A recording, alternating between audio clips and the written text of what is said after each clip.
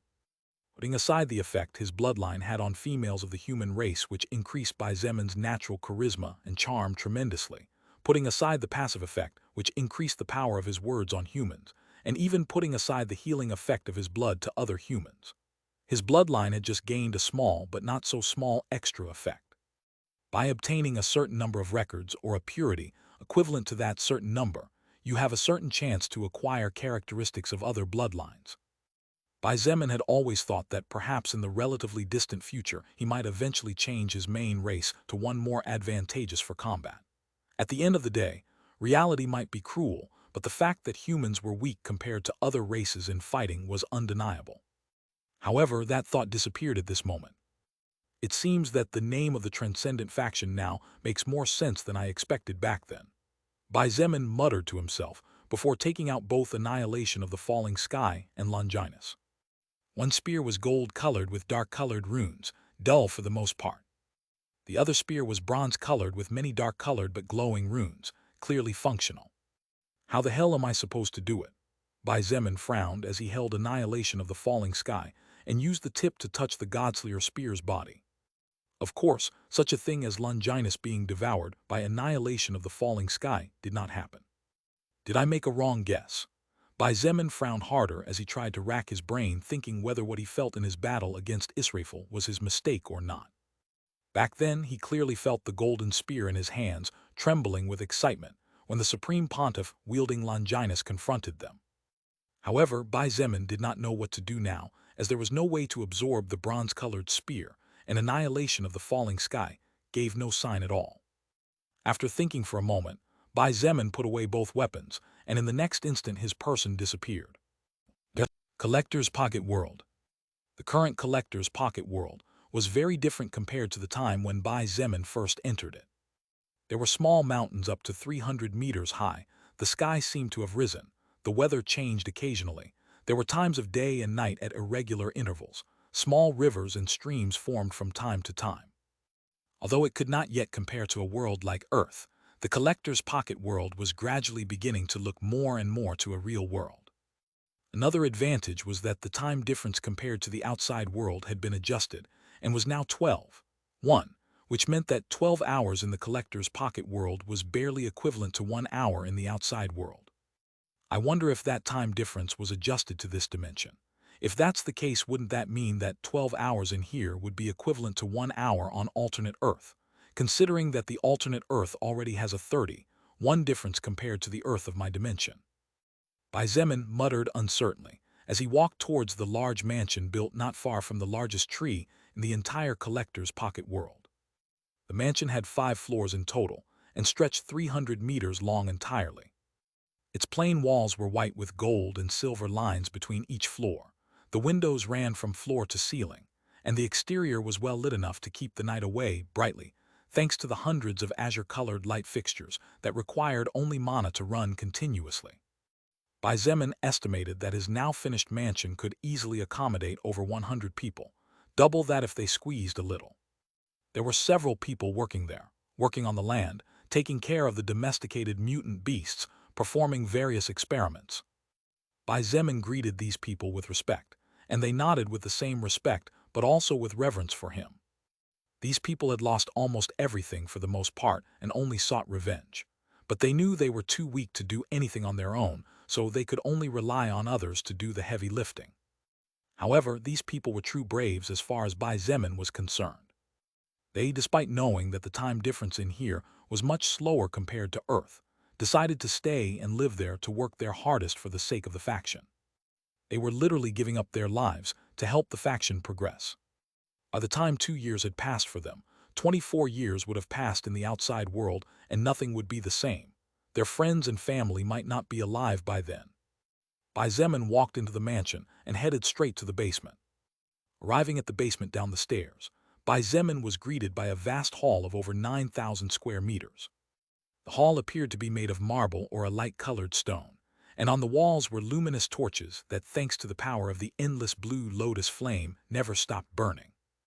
In the room were not only all the tools that Bai Zemin needed to work in his smithy, but there were all kinds of tools needed to repair vehicles that definitely did not belong on Earth. These tools had been built in order to advance Earth technology within the next year, carrying out a revolutionary project that was being conducted in secret for more than 2 months. Bai Zemin walked to a remote corner and silently observed the little snow-white-haired beauty. She used her hands to touch and feel the large stone thrown before her. Her wheelchair moved from side to side at her will, sometimes staying still in the same spot for a long time before moving to the next. Approximately 6 hours later. "Hey, where did you say you got this from?" Bai Zemin opened his eyes slowly, as he had been trying to expand his connection with the Universal Space Law Gate, and looked forward with a slight smile. "Kali, didn't you miss me?" If Kali could open her eyelids, she would probably be rolling her eyes as she said with a grimace, "Who would miss you?" "Oh," Bai Zemin raised an eyebrow and stood up. Kali's expression, usually indifferent and cold to everyone, changed slightly. What do you want to do?" She sat up straight but did not back away as she sensed his approach. Bai Zemin stopped only when he came within a step of her, and with a gust of wind he leaned down so that their faces were now no more than 10 centimeters apart. "It's been 2 days for you, hasn't it, since we last saw each other?" "It's only 2 days, isn't it? No need to make a big fuss over such a pitiful amount of time." "It's only 2 days, you say. Does that mean you didn't miss me at all?" "Like I said, who would miss you? I already told you not to treat me like a little child." "Brat, see if I don't teach you a thing or two." Wait a minute. "No mercy for you." "Please." "Now do you know how to ask please? HMPH, you really are a little pig who's not afraid of a tiger. I'll definitely take your breath away." A pretty maid was coming down the stairs at that moment, but upon hearing the conversation inside the room she walked away with the snacks on the silver tray. Her face flushed as she muttered to herself. A few minutes later, inside the room, Kali was panting and her night-black dress was slightly wrinkled. Her always soft white hair was now slightly disheveled, and on her pretty face, a few beads of sweat slid silently down until they disappeared into her neck. One day you will be the death of me," she shouted, still panting and unable to remove the smile from the corner of her lips. Next time think twice before you say something." Bai Zemin had a smug expression on his face as he opened and closed his 2 claw-like hands. "Otherwise I'll tickle you until you squirm like you just did." Bai Zemin and Kali had no idea that their earlier conversation had resulted in a big misunderstanding. But in fact, the two were infinitely closer compared to before, even if they were already very close in the past. This was because Bai Zemin made sure to visit Kali very, very regularly in the collector's pocket world, particularly now that Bai Shilin was not there to keep her company. Kali was, without a doubt, the person who was closest to Bai Zemin at all times. Similarly, Bai Zemin was basically Kali's world. The now 16-year-old girl had become friends with Bai Shilin, Zio, Luo Ning, and the Wen twins. However, her relationship with Bai Zemin was in a completely different dimension. Not even Serafina, who had saved Kali in the past, could compare. This was particularly true now, that the two of them had only each other after arriving in an alternate dimension to that of their universe and home. Kali had no family and no memories of her past, but she no longer felt empty as she once did, even if she didn't show it or realize it. Thanks to him, she was beginning to grow as a person as well. Backslash backslash backslash backslash backslash backslash backslash. Really thank you very much to all those who send gifts to the novel and support with valuable golden tickets. I hope we can all keep it up. 3. Chapter 11, 90 Dwarven Runes, Heavenly Runes, and LM Memorial Runes. So, did you find out anything? After Kali caught her breath, Bai Zemin helped her straighten her hair and tidy up her slightly wrinkled dress. She remained sitting calmly as she trusted the person in front of her completely. In fact, this was nothing since he was the one who clothed her and put her to bed 95% of the nights. Just a little, Kali sighed and said with a hint of astonishment in her voice, Zemin, you really own that throne. How did such a thing happen? Bai Zemin explained to her for the second time everything that happened in the central palace of Hero City, and then pointed out, I can feel that I have a close connection with the throne of creation, so yes, I assume that I am its owner now. Kali nodded. Indeed, she could see Bai Zemin's connection to the throne. It was like a thin golden thread linking the two, a thread that could not be broken or tangled. Actually, the name of that throne of yours can be read in 2 ways, she said suddenly. Ah, Bai Zemin took a step back and sat on a chair he took out from his storage ring near her. What do you mean? Although it's quite strange, even I can read the runes on the bottom of the throne. Those are Dwarven runes indeed. The runes that were written there can be translated as Throne of Creation, but also as Throne of Destruction. Is it similar to our Hanzi?